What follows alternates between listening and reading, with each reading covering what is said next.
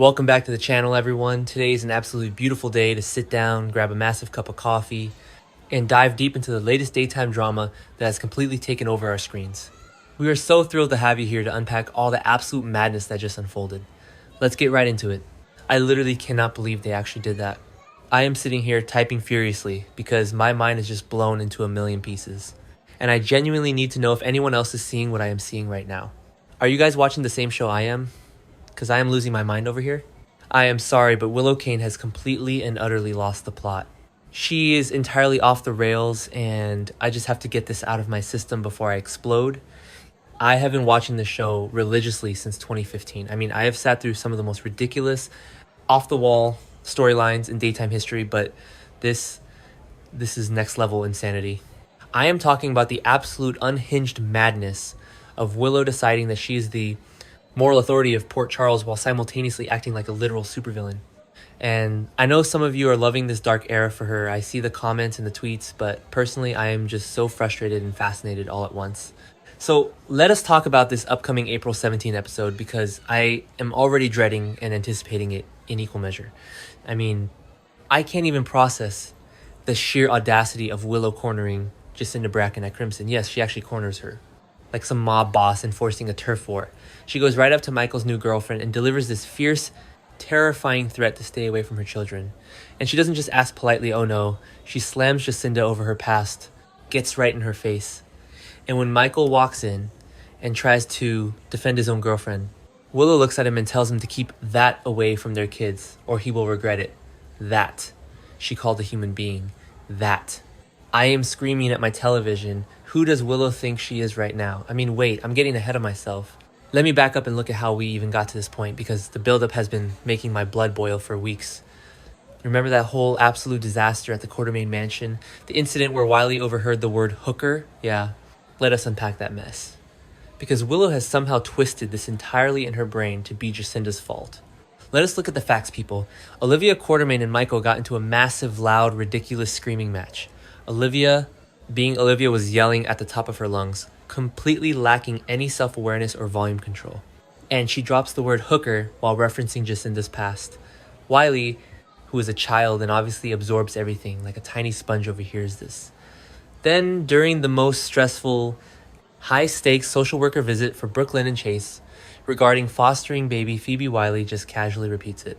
It was a disaster. Chase had to go to Willow and explain the whole drama. But instead of Willow being mad at Olivia for having zero filter, or Michael for fighting in front of the kids, she blames Jacinda. Am I the only one who sees the blazing hypocrisy here? Because it is actually blinding. Willow is acting like Jacinda is this toxic radioactive influence on her precious children just because of her past. But let us take a real hard look at Willow's past, shall we? She was literally in the Dawn of Day cult. She was completely brainwashed by Shiloh. She has made so many questionable choices, and yet she sits high up on her high horse acting like Jacinda is the scum of the earth. And it is so unfair to Jacinda, who has been nothing but sweet to those kids. But Willow doesn't care about logic anymore. She just wants someone to punish. She wants a target. And let us talk about the real reason Willow is losing her absolute mind over this. It is not about the word hooker. It is not about Olivia's screaming match. It is about pure, unadulterated, toxic jealousy.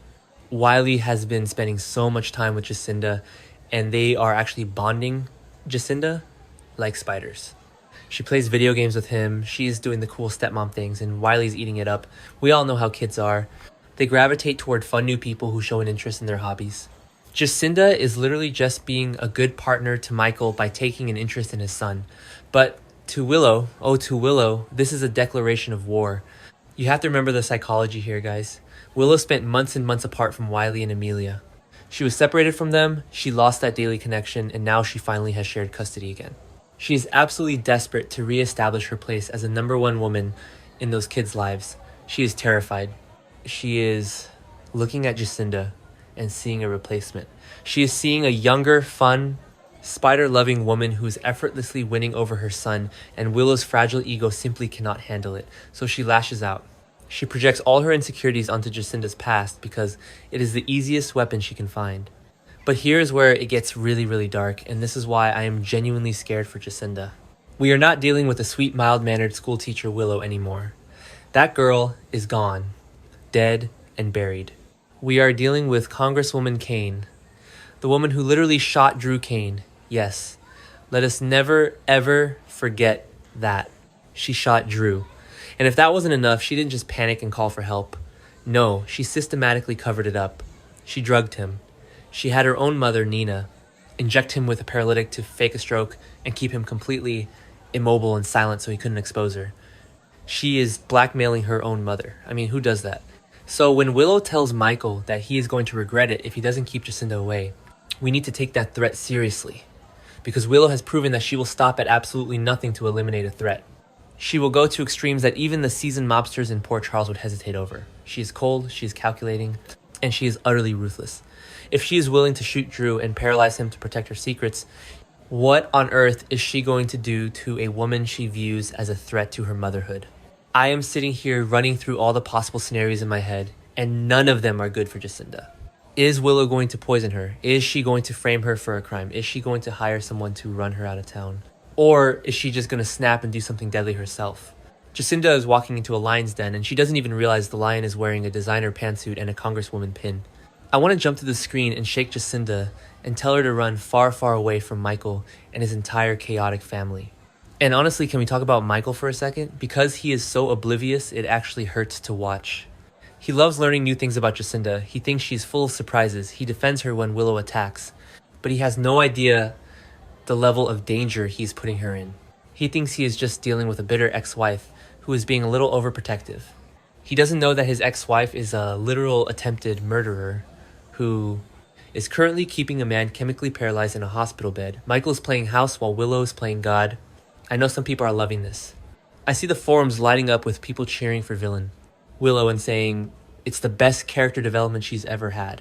And maybe they're right. Sometimes I contradict myself because honestly the drama is delicious. Part of me is like, yes, give us the messy, unhinged soap opera goodness. Let Willow go full dark side. But then the other part of me is just so deeply frustrated because I remember who she used to be. I remember rooting for her against Nell. I remember crying when she found out her baby died. I was so invested in her happiness. And now I am watching her turn into the exact kind of monster she used to need saving from. It is a tragedy, really. But back to the point. The April 17 confrontation.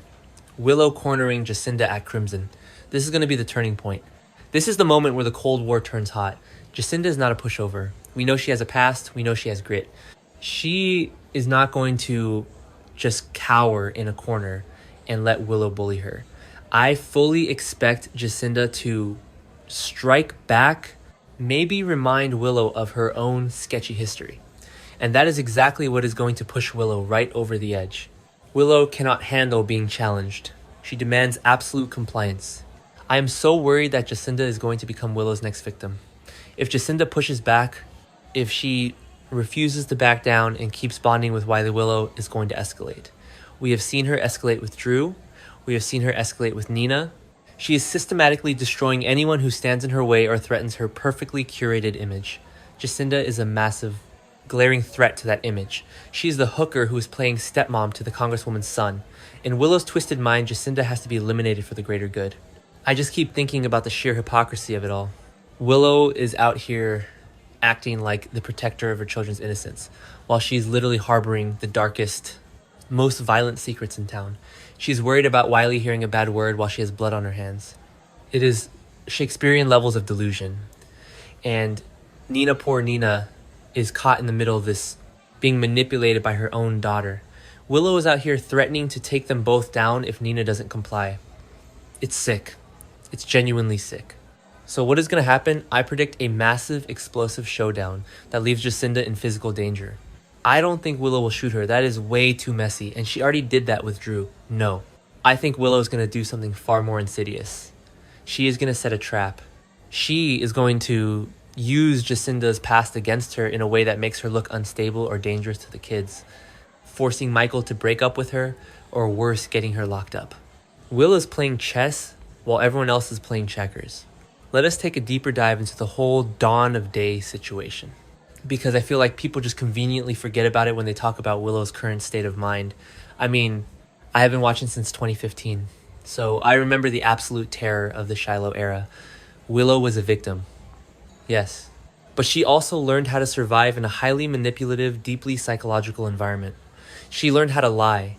She learned how to hide her true intentions. And she learned how to justify extreme actions for what she believed was the greater good. Sound familiar? Because that is exactly what she is doing right now. She has internalized all of that trauma. And instead of healing from it, she has weaponized it. She is using the exact same manipulative tactics on Nina and Michael that were once used on her. It is so messed up, but from a psychological standpoint, it is a brilliant, albeit dark character evolution. And speaking of Michael again, can we just take a moment to address his absolute blindness when it comes to the women in his life? The man has a literal PhD in picking chaotic partners, and yet he somehow always manages to play the innocent victim when things blow up in his face. He is standing there in crimson, watching his ex-wife aggressively threaten his current girlfriend, and he is just baffled. He defends Jacinda, sure, but he doesn't see the true danger. He doesn't see the unhinged glint in Willow's eye. He still views Willow through this lens of the angelic mother of his children. He has no idea that the woman standing in front of him is capable of paralyzing a man. If Michael had even an ounce of situational awareness, he would grab Jacinda, pack up the kids, and move to a different state. But no, he's just going to keep poking the bear, thinking he can manage the situation. I also really want to talk about the specific wording Willow uses in this upcoming Crimson confrontation. Keep that away from my children. That. It strips Jacinda of all her humanity.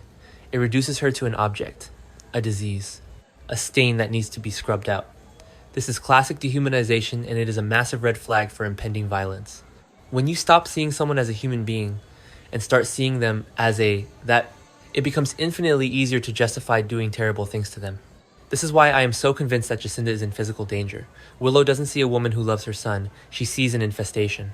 I know some people are going to say, oh, you're overreacting. Willow is just being a protective mom. But I'm sorry. Protective moms do not shoot people and then chemically paralyze them to cover it up. They just don't. We have crossed the Rubicon here, people. There is no going back to sweet, innocent Willow. The writers have fully committed to this villain arc. And honestly, if they try to redeem her after this, I'm going to riot. You cannot have a character do these things and then just sweep it under the rug with a heartfelt apology and a few tears. Willow needs to face the music, but before she does, I have a terrible feeling she is going to take Jacinda down with her. And what about Trina and Kai? They know the secret. They know Willow shot Drew. How long until Willow realizes that Jacinda might stumble upon this secret? Jacinda is smart, she's observant, and she's spending a lot of time around the family. What if Wiley accidentally repeats something he shouldn't have heard? What if Jacinda overhears a conversation between Trina and Kai Willow's entire house of cards is incredibly fragile right now, and Jacinda is a wild card that Willow cannot control? For a control freak like Willow, a wild card is the most terrifying thing in the world. So let's map out the ultimate worst case scenario. Willow confronts Jacinda on April 17. Jacinda refuses to back down, maybe even claps back about Willow's own dark past. Willow realizes intimidation isn't going to work. What is her next move? She already has Nina under her thumb, forced to do her dirty work. Will she force Nina to set Jacinda up? Will she use her political power as Congresswoman Kane to ruin Jacinda's life? Or will she take matters into her own hands and arrange an accident? We already have a massive car crash happening on Route 91 with Jordan and Curtis and the teens. What if Willow decides to orchestrate her own little tragedy for Jacinda? I am literally pacing around my living room right now just thinking about it. This is the best and worst thing they have done with this character. I hate it because I love the old Willow, but I love it because it is giving us some of the most compelling edge-of-your-seat television we have had in years. I just hope Jacinda makes it out alive because I actually really like her. She is fun, she is different, and she brings out a lighter side of Michael that we haven't seen in ages. She doesn't deserve to be collateral damage in Willow's psychotic breakdown. I really need to go to sleep. It is way too late and I have work tomorrow, but my brain is just buzzing with all these theories. I had to get this out and share it with people who actually understand the emotional toll this show takes on us. We invest years into these characters, we watch them grow, we watch them fall in love. And then the writers just rip the rug out from under us and turn them into psychotic masterminds. It is exhausting, but I literally cannot look away. If you guys have any theories on what Willow is going to do to Jacinda, please tell me I am not crazy for thinking she might actually try to kill her. Because right now, nothing seems off the table for Willow Kane. She is a runaway train of destruction, and Jacinda is standing right on the tracks. I am dreading it. I am here for it. I am terrified, and I am absolutely going to be glued to my screen on April 17.